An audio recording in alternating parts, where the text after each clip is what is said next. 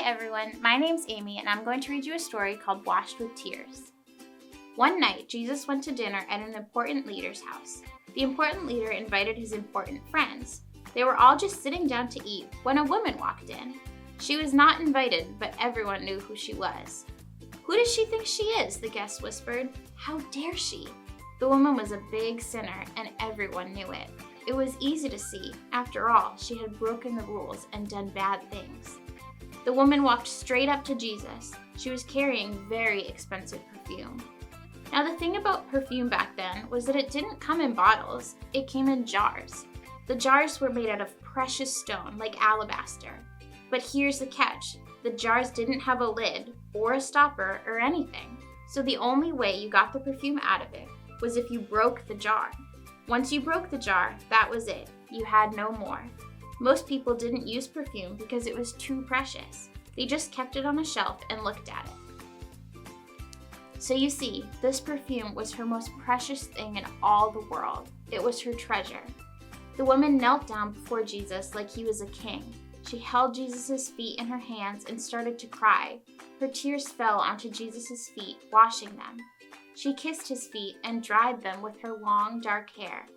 And then she did something strange. She broke the jar and poured the perfume all over his feet.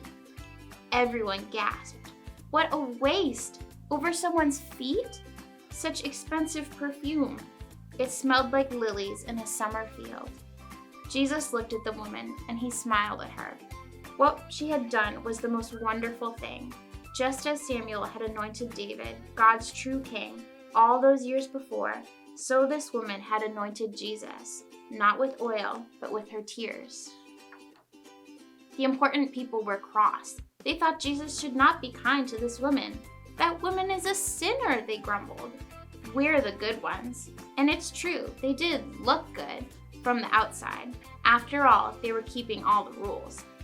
But Jesus could see inside people. And inside, in their hearts, Jesus saw that they did not love God or other people. They were running away from God, and they thought they didn't need a rescuer.